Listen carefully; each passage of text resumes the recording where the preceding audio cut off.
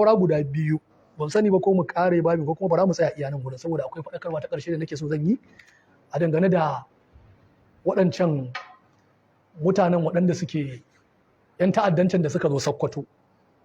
Da farko muna addu'a ta Allah subhanahu wa ta'ala ya jikan mutane 15 da aka tabbatar da sun mutu a aron gama da ta faru tsakanin waɗancan mutanen da ake kiransu da suna Lakurawa ko da haka da sunansu ko Lakurawa da ya sunansu da mutanen garin Kebbi.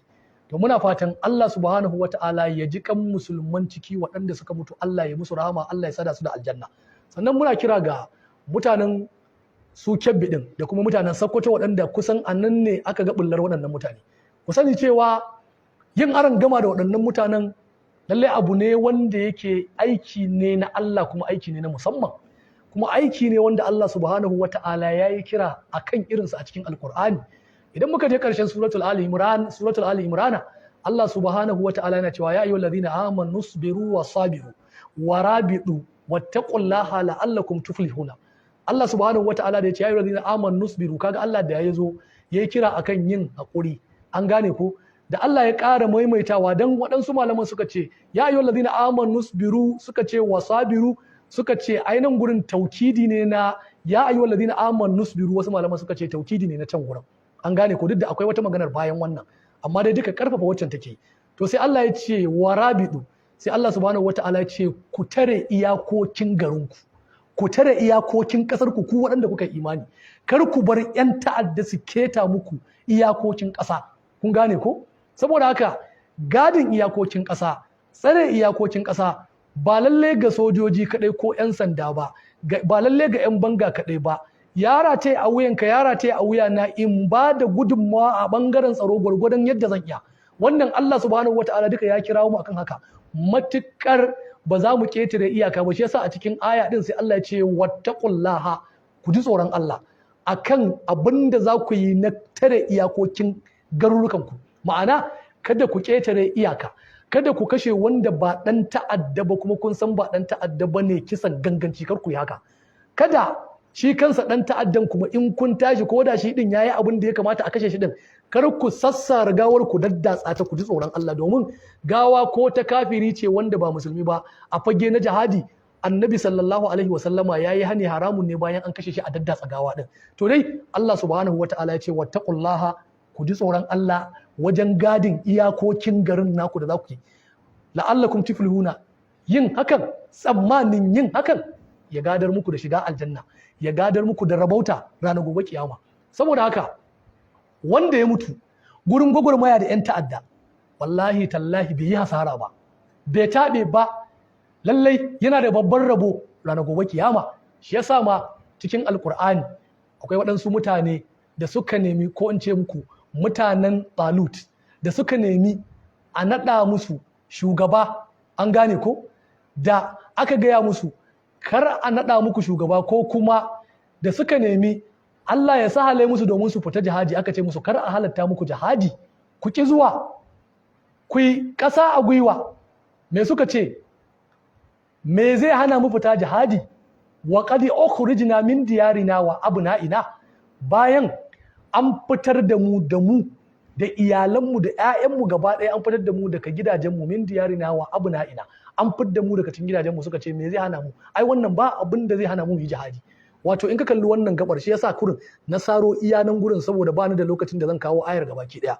Abinda nan gurin yake nufi, sakon da yake isarwa shine lallai halas ne, lallai in har aka wayi gari waɗansu 'yan ta'adda suna kashe ku, lallai halas ne, Allah ya yarda da ku fito kuma ku yaƙe su iya iyawar ku sai inda karfin ku ya kare. Saboda haka lallai kar ku yi ƙasa a gwiwa, ku mutanen Kebbi, ku mutanen Sokoto, kada ku ɗaga kafa ko kaɗan, domin irin wannan a Najeriya ba akan ku kaɗai ya faru ba, domin ya faru. Mutanen Kano sun gwada muku irin yadda ake irin wannan akan 'yan Boko Haram da suka damu suka gallabi mutanen Kano.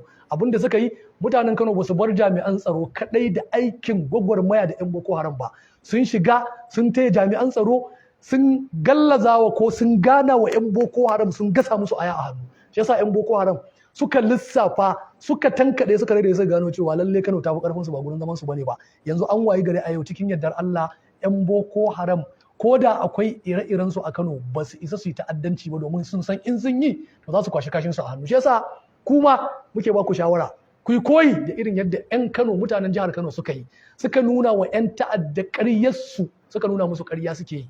Wallahi in kun ji tsoron 'yan ta'adda, in kuka ja baya daga barazanarsu, wallahi tallahi sun shirya za su ƙarar da ku. Wannan kenan. Abu na gaba na ƙarshe wanda zan yi magana a kai, ina jan hankali ga gwamnoninmu na arewa, musamman arewa maso yamma, musamman ka ce gwamnan Jigawa, gwamnan Kano, gwamnan Katsina, gwamnan Zamfara, gwamnan Sokoto, gwamnan Kebbi. Waɗannan gwamnoni lallai ku sani, lallai nahiyarku ta arewa maso yamma an ta san mawar gazata. Ba kwa jira in ba ku labarin abin da yake a ƙasa, domin dukkaninku nan ku ne, kowannenku shine chief security na jiharsa da yake mulka.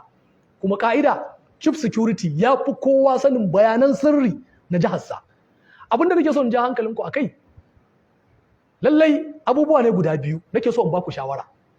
Abu na farko, yana da kyau ku yi koyi da 'yan uwanku gwamnonin kudu maso yamma na garin Yarabawa a zamanin da Buhari yake kan kujerar mulki, lokacin da suka yi yunkurin kafa wata kungiya ta musamman ta Amete Kunu wacce za ta kawo ƙarshen ta'addanci a jihohinsu, in ma ana yi ko kuma in nan gaba ana so za a yi musu.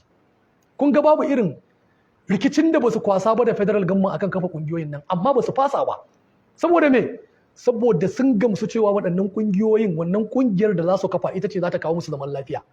Haka gwamnonin nan suka haɗa kai, suka cire tribalism, ko in ce suka cire bambancin jam'iyya.